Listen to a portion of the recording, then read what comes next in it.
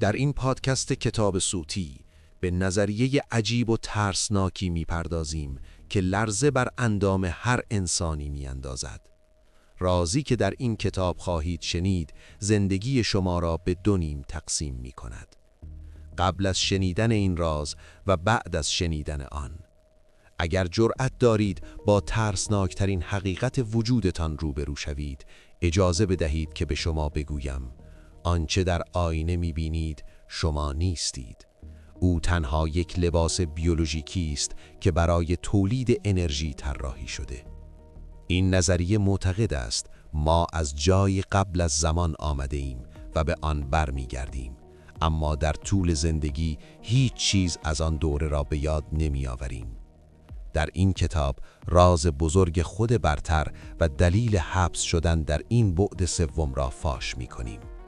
آیا آماده هستید که بفهمید چرا گذشته شما پاک شده است؟ آیا آماده هستید که بفهمید چرا به این جهان آمده اید؟ با من تا پایان کتاب همراه باشید. زندگی شما عوض خواهد شد. عنوان کتاب: حقیقت ممنوعه. ما باتری های کسان دیگری هستیم. نویسنده: وحید ذکاوتی. حق چاپ: VMZ پروداکشن. بخش اول: پیمان فراموش شده، از نور مطلق تا زندان خاک. آیا تا به حال حس کرده اید که متعلق به اینجا نیستید؟ این حس یک توهم نیست، بلکه پژواکی از یک خاطره بسیار دور است که در اعماق DNA شما فریاد میزند. بیایید به عقب برگردیم، نه به زمان تولدتان و نه حتی به زمان تشکیل نطفه. باید به خیلی قبلتر برگردیم، به زمانی که هنوز زمان وجود نداشت، به مکانی که در آنجا نه جسمی بود، نه دردی و نه تاریکی. آنجا قلمرو نور خالص بود، جایی که ما نه به عنوان انسان‌های ضعیف، بلکه به عنوان شعله‌های عظیم آگاهی در کنار منبع کل حضور داشتیم. در آن عالم زرین و بیکران سکوتی حکم فرما بود که سرشار از درک و آگاهی بود. اما یک مشکل وجود داشت. در آن جهان کمال مطلق تجربه معنایی نداشت. خود برتر شما، آن موجودیت عظیم و ابدی، سرشار از دانش بود اما فاقد حس تضاد. او می‌دانست نور چیست، اما چون تاریکی را ندیده بود، درک واقعی نور برایش ممکن نبود. برای تکامل، برای بزرگتر شدن و برای تولید انرژی‌های جدید نیاز به یک میدان مبرد بود. نیاز به جایی که فشار، سختی و محدودیت وجود داشته باشد. در آن لحظه بزرگ که تمام ارواح و خودهای برتر در محضری عظیم گرد آمده بودند، پیشنهادی مطرح شد. یک فراخوان کیهانی. سوال این بود: چه کسی حاضر است داوطلب شود؟ چه کسی حاضر است آن لباسهای نورانی و راحت را درآورد و در یک لباس تنگ، سنگین و تاریک از جنس گل و خاک فرو رود؟ مأموریت مشخص بود. شما باید به پایین ترین سطح ارتعاش، یعنی بعد سوم، سقوط می کردید. شما باید تبدیل به مولد می شدید. قرار بر این شد که ما به این دنیای خاکی بیاییم، در کالبدهای فیزیکی محبوس شویم و با تحمل فشار ماده انرژی خالص تولید کنیم. انرژی که در هیچ کجای کائنات جز زمین قابل تولید نیست. و آنجا بود که ما، بله تک تک ما که اکنون این متن را می‌خوانیم، دستمان را بالا بردیم. ما فریاد زدیم: من هستم، من این مأموریت را میپذیرم.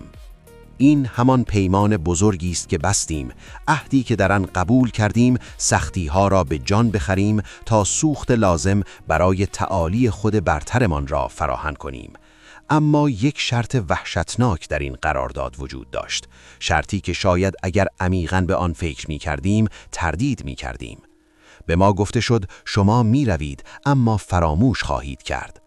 اگر می دانستید که پادشاهی ابدی هستید، هیچگاه سختی های زمین را جدی نمی گرفتید و اگر سختی را جدی نمی گرفتید، انرژی تولید نمی شد. پس مهر فراموشی بر پیشانی ما کوبیده شد. و ناگهان سقوط آغاز شد. از اوج آسمان‌های معنا به سمت جاذبه سنگین زمین کشیده شدیم. فرکانس ما کم و کمتر شد، نور متراکم شد و تبدیل به ماده گشت. روح لطیف و آزاد ناگهان خود را در حصاری از استخوان و گوشت یافت. اولین شوک لحظه تولد بود. گریه نوزاد تنها واکنش طبیعی به این حبس ناگهانی است، ورود به دنیای تضادها، دنیایی که در آن باید می جنگیدیم تا زنده بمانیم. حالا به زندگی خود نگاه کنید. این بدن، این جسم خاکی که مدام گرسنه می شود، تشنه می شود، بیمار می شود و پیر می شود، همان ابزاری است که در آن روز نخست تحویل گرفتید. به ما گفته شد این ماشین شماست، با آن کار کنید، با آن رنج بکشید و با آن عشق بورزید. هرچه بیشتر حس کنید، انرژی بیشتری به بالا می‌فرستید. ما انسان‌ها تنها این جسم خاکی نیستیم. این جسم خاکی پایین ترین سطح انسان است. این فقط یک لباس کار است که روزی کهنه می شود و باید دور انداخته شود. اما راننده این لباس همان مسافر کهنی است که عهدش را فراموش کرده. ما اینجا نیستیم که فقط بخوریم و بخوابیم و بمیریم. این دیدگاه توهین به آن پیمان آستانی است. ما اینجا هستیم چون مأموریم، مأمورانی مخفی در سرزمین فراموشی. دلیل تمام رنج‌های شما، تمام سردرگمی‌هایتان و تمام جستجوهای بیپایانتان برای معنا ریشه در همین داستان دارد. شما دلتنگ آن خانه هستید، اما آدرس را گم کرده اید. اما نگران نباشید، چون همین گمگشتگی بخشی از نقشه است. نقشه این بود که در تاریکی مطلق خودتان چراغ را روشن کنید. آیا اکنون حس نمی کنید که باری از دوشتان برداشته شده؟ این که بدانید این جسم فانی تمام حقیقت شما نیست، بلکه تنها ابزاری است که خودتان انتخابش کرده اید؟ شما قربانی نیستید، شما قهرمانی هستید که داوطلبانه به خط مقدم جبهه ماده آمده اید. داستان خلقت انسان داستان هبوط یک پادشاه به سیاه چال نیست، داستان اعزام یک مهندس خبره به قلب راکتور است. راکتوری که نامش زندگی زمینی است و خروجیش ارتعاشی است که کائنات را زنده نگه می‌دارد. بخش دوم، راکتور بیولوژیک، مکانیسم تولید انرژی. همین حالا که نشسته اید، بدن شما در حال انجام کاری است که حیرت انگیزتر از هر نیروگاه هسته‌ای در جهان است. شما فکر می‌کنید فقط در حال نفس کشیدن هستید؟ خیر، شما در حال تبدیل واقعیت خام به فرکانس خالص هستید. بیایید دقیق تر شویم. خود برتر شما در ابعاد بالاتر موجودی لطیف و فرکانس بالاست. او نمیتواند خشم، ترس، شهوت یا حتی لذت خوردن یک سیب را مستقیما تجربه کند. اینها ارتعاشات سنگینی هستند که فقط در بعد سوم وجود دارند. اما این ارتعاشات برای رشد و گسترش آگاهی او حیاتی هستند. بنابراین شما به عنوان مبدل یا کانورتر عمل می کنید. سیستم عصبی شما سیمکشی‌های این دستگاه است. مغز شما پردازنده مرکزی است و قلب شما موتور پمپاژ این انرژی. هر بار که شما با چالشی روبرو می‌شوید و احساسی در شما غلیان می‌کند، در حال ارسال یک بسته انرژی به بالا هستید. دقیقاً منظورم این است. شما برای خود برترتان کار می‌کنید. مکانیسم بسیار دقیق است. هر فکر یک پالس الکتریکی است، هر احساس یک موج مغناطیسی. ترکیب این دو یعنی الکترومغناطیس همان غذایی است که خود برتر به آن نیاز دارد. اما نکته کلیدی و شاید ترسناک ماجرا اینجاست. کیفیت این انرژی کاملاً به شما بستگی دارد. تصور کنید خود برتر شما یک خودروی پیشرفته است. آیا شما در باک این خودرو بنزین سوپر می‌ریزید یا نفت سیاه و کثیف؟ وقتی شما می‌ترسید، وقتی حسادت می‌ورزید، وقتی کینه به دل می‌گیرید، در حال تولید انرژی هستید. بله، اما انرژی با فرکانس پایین و مخرب. این انرژی به خود برتر می‌رسد، اما به جای تقویت او باعث سنگینی و کدورت می‌شود. در مقابل وقتی عشق می‌ورزید، وقتی می‌بخشید، وقتی در اوج سختی لبخند می‌زنید و سپاسگزارید، شما نیروباه را با حد اکثر ظرفیت و با بهترین کیفیت به کار انداخته اید. هر کار، عمل و فکر شما ایجاد فرکانس و انرژی می‌کند. کارهای مثبت شما فرکانس مثبت و کارهای منفی و بد فرکانس منفی تولید می‌کند. این یک قانون فیزیک معنوی است. هیچ چیزی گم نمی شود. وقتی شما به کسی کمک می کنید و حس خوبی در قلبتان می پیچد، آن حس خوب فقط یک واکنش شیمیایی در مغز نیست. آن لحظه آپلود شدن انرژی خالص به سرور اصلی است. شما در آن لحظه خود برترتان را شارژ می کنید و قدرتمندتر می سازید. اما چرا ما مدام انرژی از دست می دهیم؟ چرا اکثر مردم احساس خستگی و پوچی می کنند؟ چون آنها نمی دانند که مولد هستند. آنها اجازه می دهند شرایط بیرونی کنترل پنل دستگاهشان را به دست بگیرد. اخبار بد، آدمهای سمی و نگرانیهای مالی دکمه‌های این دستگاه را فشار می دهند و انرژی حیاتی شما را می دوشند. اما این انرژی به خود برتر نمی رسد، بلکه هدر می رود یا توسط ساختارهای منفی جذب می شود. وظیفه شما به عنوان اپراتور آگاه این دستگاه این است که ورودی‌ها و خروجی‌ها را کنترل کنید. شما باید بفهمید که خشمگین شدن شاید حق طبیعی شما باشد، اما از نظر استراتژیک هدر دادن سوخت است. افسرده شدن شاید واکنش به سختی‌ها باشد، اما خاموش کردن موتور است. خود برتر شما را به اینجا فرستاده تا تولید کنید، نه اینکه خاموش شوید.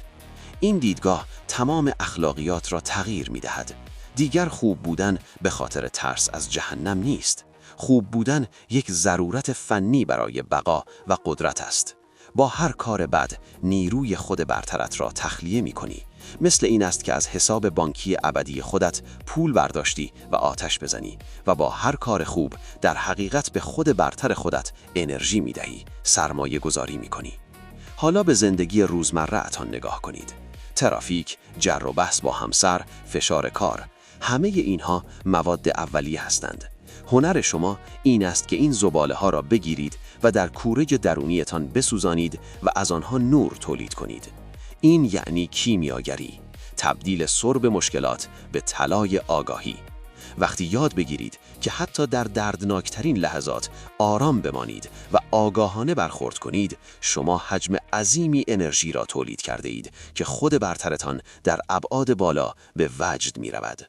شما دیگر یک قربانی ضعیف نیستید. شما یک نیروگاه مقدسی هستید که در حال تأمین نور برای کائنات هستید. بخش سوم، پرده فراموشی، تنها راه واقعی بودن بازی. چرا؟ این بزرگترین سؤالی است که انسانها از خود میپرسند. چرا باید فراموش میکردیم؟ چرا خدا ما را با چشمان بسته به وسط میدان مین فرستاده است؟ پاسخ در یک کلمه بیرحمانه خلاصه می شود: خلوص. شرط آمدن به این جهان فراموشی کامل گذشته است. تصور کنید در یک امتحان سخت ریاضی شرکت کرده اید، اما پاسخنامه را روی میز دارید. آیا تلاشی برای حل مسئله می کنید؟ خیر. آیا ذهن شما به چالش کشیده می شود؟ خیر. آیا رشدی اتفاق می افتد؟ ابداً. اگر ما می دانستیم که واقعاً چه کسی هستیم، اگر می دانستیم که مرگ توهم است و این دنیا فقط یک بازی مجازی است، هیچ کدام از دردها و شادیهای اینجا را جدی نمی گرفتیم. اگر فرزندتان بیمار می شد، گریه نمی کردید، چون می دانستید او یک روح ابدی است. اگر ورشکست می شدید، نگران نمی شدید، چون می دانستید این فقط اعداد و ارقام است. و اگر نگران نمی شدید و گریه نمی کردید، هیچ انرژی احساسی تولید نمی شد. خود برتر شما به این انرژی غلیظ احساسی نیاز دارد که فقط از طریق باور کردن کامل توهم دنیا به دست می آید. فراموشی آن مکانیزمی است که باعث می شود شما بازی را جدی بگیرید. شما باید گم شدید تا لذت پیدا شدن را تجربه کنید.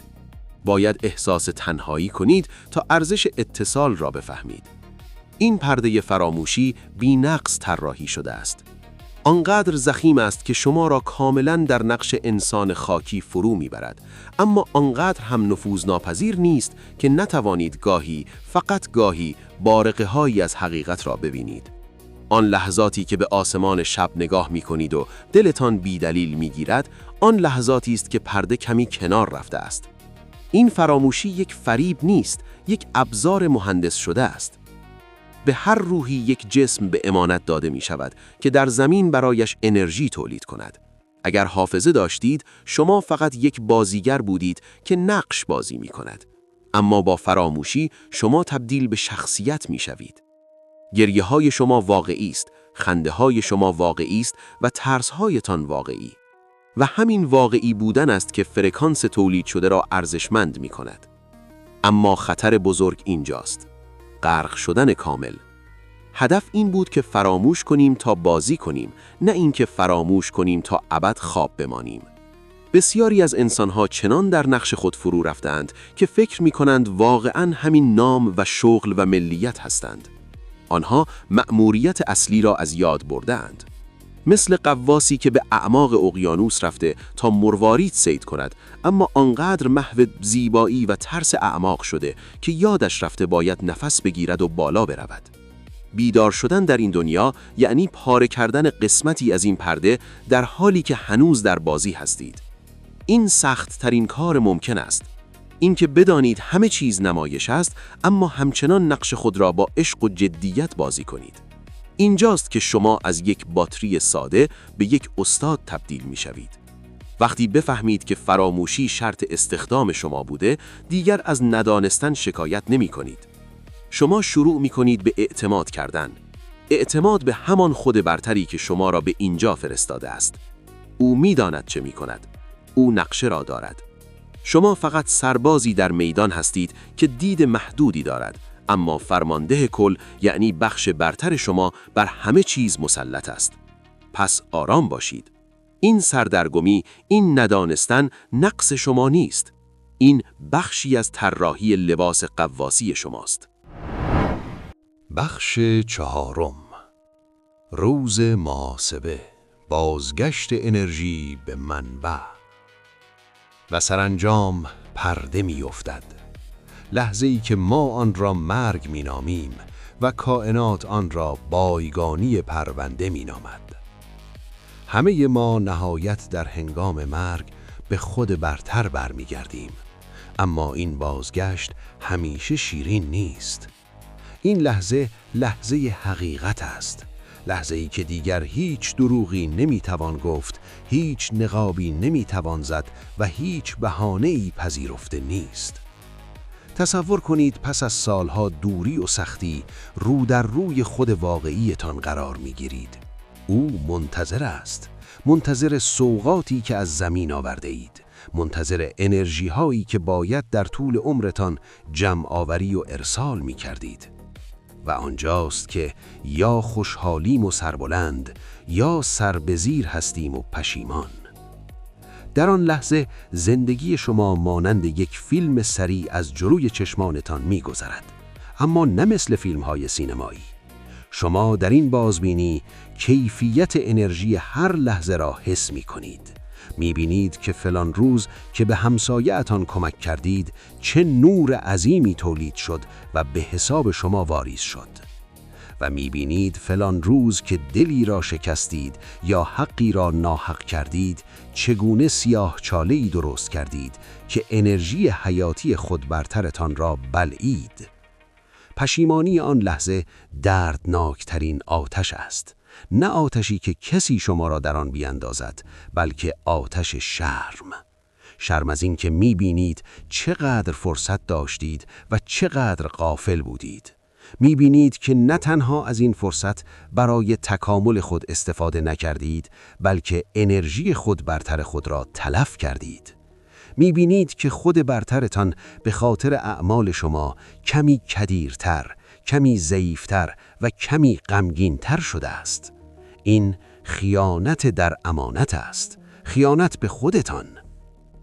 اما روی دیگر سکه شکوهی وصف ناپذیر است. کسانی که بیدار زندگی کردند، کسانی که سعی کردند با هر فکر و عملشان فرکانس مثبت تولید کنند، در این لحظه با آغوش باز خود برتر مواجه می شوند. آنها ادغام می شوند. تصور کنید قطره‌ای زلال که پس از سفری طولانی در گل و لای تسویه شده و حالا به اقیانوس برمیگردد. این حس یکی شدن پاداش تمام سختی‌های دنیاست. مرگ پایان نیست. مرگ لحظه تهویه کارنامه است. و نمره این کارنامه را هیچ معلم سختگیری نمی‌دهد. خودتان به خودتان می‌دهید. سیستم خودکار است. فرکانس شما جایگاه بعدی شما را تعیین می‌کند. اگر سبکبار باشید به ابعاد بالاتر صعود می‌کنید. اگر سنگین و پر از انرژی‌های منفی و وسوسه‌های زمینی باشید، مثل سنگی که به ته آب می‌رود، دوباره سقوط می‌کنید. شاید مجبور شوید دوباره امتحان دهید تا یاد بگیرید. پس بیایید تا وقتی هست تا هنوز در این کالبد نفس می‌کشیم حسابمان را صاف کنیم. مرگ خبر نمی‌کند. شاید همین فردا باشد. آیا آماده اید؟ آیا باک انرژی شما پر از سوخت عشق و آگاهی است یا پر از تفاله‌های کینه و حسرت؟ هر لحظه از الان تا لحظه مرگ یک فرصت طلایی است برای جبران، برای تولید نوری که ابدیت شما را روشن می کند. از مرگ نترسید، از بی ثمر مردن بترسید. از این بترسید که با دست خالی به مهمانی بزرگ بروید. اما اگر همین الان تصمیم بگیرید که مولد عشق باشید، مرگ برای شما تبدیل به دروازه ای از نور می شود که بی صبرانه منتظر عبور از آن هستید. بخش پنجم، بیداری نهایی، زندگی با قوانین فرازمینی. حالا که حقیقت را می دانید، دیگر نمی توانید مثل قبل زندگی کنید. دانستن این که شما یک مأمور هستید همه چیز را تغییر می دهد. شما دیگر یک شهروند معمولی زمین نیستید. شما یک تکنیسین انرژی هستید که در محیطی پرخطر کار می کند. بیداری یعنی همین. آگاهی از این که هر لحظه در حال ارسال سیگنال هستید. این فصل درباره چگونه زیستن با این آگاهی است. اولین قدم توقف نشتی هاست. به زندگیتان نگاه کنید. کجاها دارید انرژی هدر می دهید؟ بحث های سیاسی بیفایده، نگرانی برای آینده‌ای که هنوز نیامده، حسرت گذشته‌ای که رفته، تمام اینها سوراخ‌هایی در مخزن سوخت شما هستند. یک انسان بیدار خصاصت انرژی دارد. او انرژیش را خرج هر کسی و هر چیزی نمی کند. قدم دوم تولید آگاهانه است. حالا که می دانید کارهای مثبت فرکانس مثبت تولید می کنند، این کار را به یک عادت تبدیل کنید. نه برای اینکه آدم خوبی باشید، بلکه برای اینکه خودتان را شارژ کنید. وقتی به کسی لبخند می زنید، اولین کسی که نور دریافت می کند خود شما هستید. مهربانی قدرتمندترین تکنولوژی تولید انرژی در کائنات است. عشق سوخت هسته‌ای روح است. قدم سوم قطع وابستگی است. شما صاحب هیچ چیز در این دنیا نیستید. این خانه، این ماشین، این بدن و حتی این خانواده همه وسایل صحنه هستند. از آنها استفاده کنید، لذت ببرید، مراقبشان باشید، اما به آنها نچسبید. چسبیدن یعنی توقف جریان انرژی، یعنی تبدیل شدن به مرداب. جاری باشید. بدانید که مأموریت شما روزی تمام می شود و باید همه چیز را بگذارید و بروید. کسی که سبکبار است راحت‌تر اوج می گیرد. وقتی با این دیدگاه زندگی می کنید، ترسی در دلتان باقی نمی ماند. کسی که می داند ابدی است، از چه چیزی باید بترسد؟ فقر، بیماری، مرگ، همه اینها چالش‌های موقتی بازی هستند. شما به آرامشی عمیق می رسید. آرامشی که دیگران را متعجب می کند. آنها می پرسند چرا تو نگران نیستی؟ و شما در دلتان لبخند می زنید چون راز بزرگ را می دانید. شما می دانید که در حال ساختن قصری در ابعاد بالاتر هستید. هر لحظه صبوری یک آجر طلاست. هر لحظه بخشش یک پنجره رو به نور. زندگی شما دیگر تکراری و ملال‌آور نیست. هر روز یک ماجراجویی جدید برای کسب امتیاز و انرژی است. شما از خواب بیدار شده اید در حالی که دیگران هنوز خواب می‌بینند و وظیفه شما فقط تولید انرژی نیست، بلکه بیدار کردن آرام دیگران با نور وجودتان است.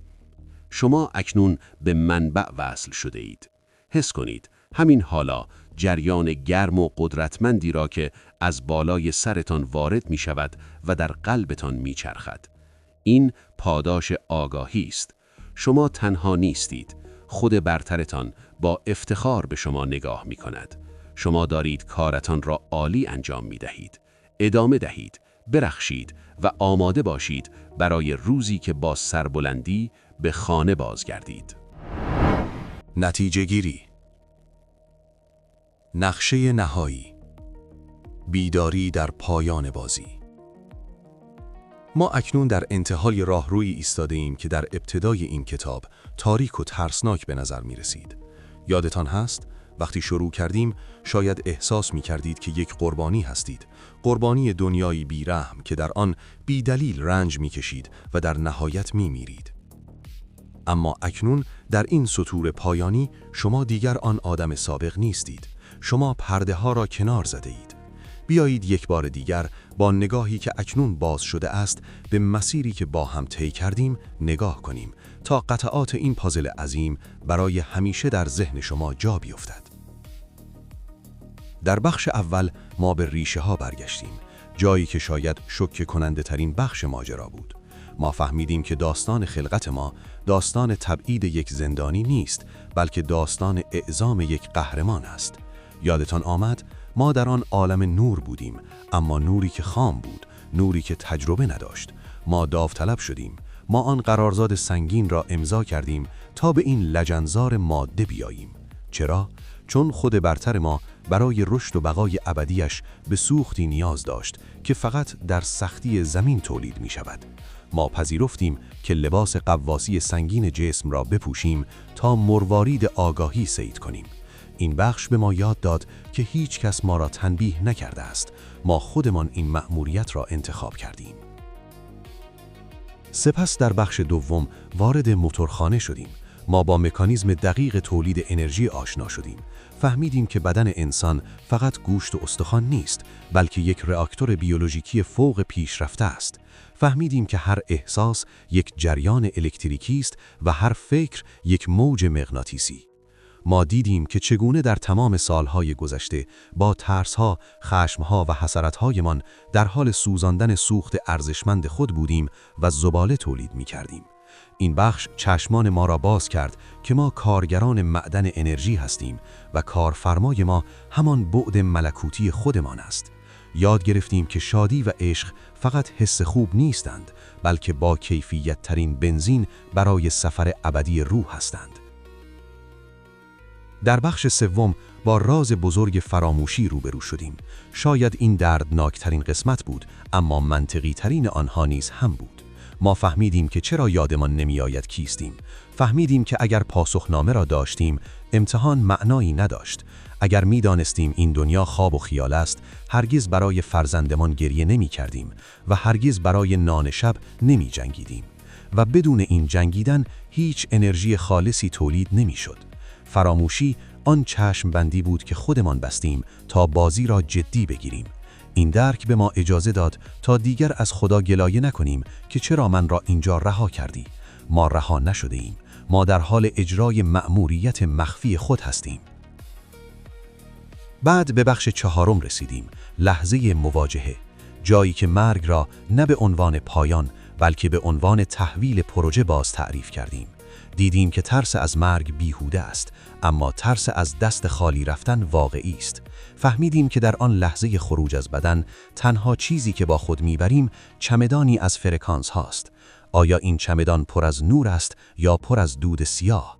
آنجا بود که فهمیدیم جهنم و بهشت مکانهایی جغرافیایی نیستند، بلکه وضعیت انرژی خود ما هستند که به ما باز میگردند.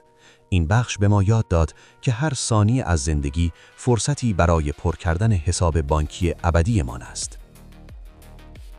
و در نهایت در بخش پنجم یاد گرفتیم که چگونه در همین دنیا بیدار شویم. یاد گرفتیم که می شود در آتش بود ولی نسوخت. می شود در بازار دنیا راه رفت، خرید کرد، عاشق شد اما وابسته نشد. ما راهکارهای تبدیل شدن از یک باتری ناآگاه به یک استاد کیمیاگر را مرور کردیم. حالا من از شما می‌خواهم که به این تصویر نگاه کنید. شما دیگر یک جسم فانی نیستید که منتظر مرگ است. این دروغ را دور بریزید. شما یک مسافر فضایی هستید که لباسی زمینی پوشیده است. تمام رنج‌هایی که کشیده اید، آنها بیهوده نبودند. تک تک اشک‌هایی که ریختید، تک تک لحظاتی که قلبتان شکست ولی دوباره بلند شدید، همه اینها ثبت شده است. کائنات هیچ چیز را دور نمی‌ریزد. تمام آن دردها تبدیل به نور شدند و اکنون در حساب خود برتر شما ذخیره گشتند. شما ثروتمندید، اما ثروتی که با چشم سر دیده نمی شود. آیا این فکر شما را آرام نمی کند که بدانید هیچ دشمنی در بیرون وجود ندارد؟ آن کسی که به شما بدی کرد، آن ورشکستگی، آن بیماری، همه بازیگرانی بودند که شما خودتان استخدام کردید تا شما را به چالش بکشند، تا شما را مجبور کنند که انرژی قوی تری تولید کنید. شما قربانی شرایط نیستید، شما خالق شرایطید. بیایید قانع شویم که راه دیگری جز این حقیقت وجود ندارد. اگر ما فقط جسم بودیم، چرا هیچ وقت از لذت‌های دنیا سیر نمی‌شویم و همیشه دنبال چیزی فراتر هستیم؟ آن حفره خالی در درونتان که با هیچ پولی پر نمی‌شود، سند اثبات حرف‌های این کتاب است. آن حفره جای خالی خود برترتان است و حالا شما راه پر کردنش را می‌دانید. تولید آگاهانه. از امروز به بعد وقتی صبح بیدار می‌شوید، به آینه نگاه کنید و به آن تصویر بگویید: سلام مأمور مخفی، امروز چه نوری تولید خواهیم کرد؟ وقتی در ترافیک گیر می‌کنید، به جای عصبانیت لبخند بزنید و بگویید: من این بازی را می‌شناسم، من انرژیم را هدر نمی‌دهم. وقتی کسی شما را اذیت می‌کند، به جای کینه با شفقت نگاه کنید و بگویید: ممنونم که به من فرصت بخشش و رشد دادی. این یعنی قدرت، این یعنی پادشاهی. شما اکنون مجهز به سلاحی هستید که هیچ کس از شما نمیتواند بگیرد. آگاهی. دیگر نترسید. مرگ برای شما دیگر وجود ندارد. فقط تعویض لباس است. تنهایی برای شما وجود ندارد، چون شما وصل به منبع کل هستید. نفس عمیق بکشید. واقعاً نفس بکشید. حس کنید که چطور بدنتان سبک می شود. این سبکی اثر پاره شدن زنجیرهای جهل است. شما آزاد شدید. مأموریت شما سخت است، بله، اما پاداش آن شکوهی است که در وصف نمی گنجد. خود برتر شما در همین لحظه با افتخار به شما نگاه می کند. او لبخند می زند چون شما بالاخره یادتان آمد. شما فقط یک انسان نیستید. شما پلی هستید بین تاریکی ماده و نور معنا. بروید و زندگی کنید، اما این بار نه با ترس، بلکه با جسارت کسی که قوانین بازی را می‌داند. برخشید ای مولد مقدس. برخشید که کائنات به نور شما محتاج است. پایان. سوالات متداول. سوال 1. آیا خود برتر همان خداست؟ پاسخ: خیر. خود برتر یعنی Higher Self پرتویی از نور خداست. شاید همان روحی که گفته می شود در انسان دمیده شده. او نماینده منحصر به فرد شما در مراتب بالاتر هستی است، اما خودش هم در مسیر تکامل به سمت منبع اصلی یعنی خداوند قرار دارد. ما قطره ایم و خدا اقیانوس. سوال 2. چرا من زندگی سخت‌تری نسبت به دیگران دارم؟ چون روح شما شجاعتر بوده و مأموریت سنگین‌تری برای تولید حجم بیشتری از انرژی و آگاهی انتخاب کرده است. سختی بیشتر در این دنیا یعنی پتانسیل رشد بسیار بالاتر در ابعاد دیگر. سوال 3. آیا می توانم با خود برترم صحبت کنم؟ بله، اما زبان او کلمات نیست. زبان او سکوت، شهود و الهام قلبی است. در لحظات عمیق آرامش یا مدیتیشن، صدای راهنمای او را نه با گوش بلکه با قلب خواهید شنید. سوال 4. اگر کسی خودکشی کند چه می شود؟ این کار مثل فرار از سربازی یا پاره کردن برگه امتحان قبل از پایان وقت است. مأموریت ناتمام میماند و طبق قوانین کیهانی روح باید جریمه آن را بپردازد. سوال 5. چگونه بفهمم چه کاری درست است؟ قطب نمای شما احساس قلبی است. هر کاری که به شما احساس انبساط، سبکی و آرامش داد در مسیر درست است و انرژی مثبت تولید می کند. هر کاری که حس سنگینی و انقباض داد نشتی انرژی است. سوال 6. آیا حیوانات هم این مأموریت را دارند؟ حیوانات دارای روح گروهی هستند و مثل انسان اختیار پیچیده انتخاب خیر و شر را ندارند. آنها کانال‌های انرژی خالص طبیعت هستند و در حال حاضر در هماهنگی کامل با کائنات قرار دارند. سوال 7. چرا برخی آدم‌های بد و ظالم در دنیا موفق‌ترند؟ موفقیت مادی لزوماً نشانه فرکانس بالا نیست. گاهی این سنت استدراج یا مهلت دادن است. انرژی منفی هم می‌تواند جذب مادیات کند، اما روح را فقیر و بدهکار می‌سازد که در مرحله بعد از مرگ حسابرسی سنگینی دارد. سوال 8. آیا خواب دیدن ارتباطی با خود برتر دارد؟ بله، خواب زمانی است که باتری جسم کمی از مدار خارج می شود و روح فرصت می کند موقتاً به سطوح بالاتر برود، با خود برتر دیدار کند و تجدید قوا نماید. سوال 9. آیا عشق زمینی واقعیت دارد یا توهم است؟ عشق زمینی یک شبیه‌ساز قدرتمند و تمرینی برای درک عشق کیهانی است، مثل جرقه‌ای است که شما را برای آتش اصلی آماده می کند و سوخت بسیار زیادی برای روح تولید می کند. سوال 10. سرعت‌ترین راه برای بالا بردن فرکانس چیست؟ شکرگزاری. این سریعترین آسانسور فرکانسی است. وقتی حتی برای چیزهای کوچک شکر می کنید، بلافاصله ارتعاش شما با فراوانی کائنات هماهنگ می شود. سوال 11. آیا سرنوشت ما از قبل نوشته شده است؟ کلیات و ایستگاه‌های اصلی مثل تولد، والدین، چالش‌های کلیدی توسط خودتان قبل از تولد طراحی شده، اما چگونگی طی کردن مسیر و کیفیت سفر کاملاً به اختیار شماست. سوال 12. دلیل مرگ کودکان خردسال چیست؟ پاسخها متفاوتند. شاید آنها ارواحی هستند که فقط به اندک تجربه یا انرژی خاصی نیاز داشتند و مأموریتشان کوتاه بود. گاهی نیز برای دادن درسی بزرگ مثل صبر یا عشق به والدینشان آمده بودند و زود بازگشتند. چیزی که مشخص است، آنها بیدلیل نمی آیند و بیدلیل هم نمی روند. سوال 14. آیا ما قبلا هم روی زمین بوده ایم؟ با استناد به فقه و شریعت خیر. البته این سطح از آگاهی و درکی که الان دارید نتیجه یک بار زندگی نیست، اما لزوماً آن زندگی در زمین و با جسم مادی نبوده است. سوال 15. تأثیر غذا بر فرکانس ما چیست؟ هر غذایی ارتعاش دارد. غذای سنگین و مرده ارتعاش شما را پایین می آورد و کدر می کند. غذای زنده و نتورال گیرنده های عصبی شما را برای دریافت پیام های خود برتر حساستر و شفافتر می کند. سوال 16. آیا نیروهای منفی و بازدارنده وجود دارند؟ نیروهای منفی و بازدارنده وجود دارند تا تضاد ایجاد شود. بدون حریف تمرینی قهرمان شدن معنایی ندارد. آنها بخشی ضروری از سناریوی آزمون و رشد انسان هستند. سوال 17. چگونه می توانیم دیگران را بیدار کنیم؟ با بحث کردن نمی شود. باید با بودن بیدارشان کنید. وقتی شما تغییر کنید، آرام شوید و نورانی شوید، دیگران خود به خود کنجکاو می شوند و تغییر می کنند. شما باید فانوس دریایی باشید، نه جارچی. سوال 18. آیا در ابعاد بالاتر هم زمان وجود دارد؟ خیر، نه به این شکل. در آنجا فقط حال ابدی است. زمان خطی، گذشته، حال و آینده، توهم و ویژگی خاص بعد سوم است تا وقایع به ترتیب تجربه شوند. سوال 19. نشانه این که در مسیر درست زندگی هستیم چیست؟ ظهور همزمانی ها، دیدن اعداد تکراری، اتفاقات عجیب که جور می شوند و گره هایی که بیدلیل باز می شوند.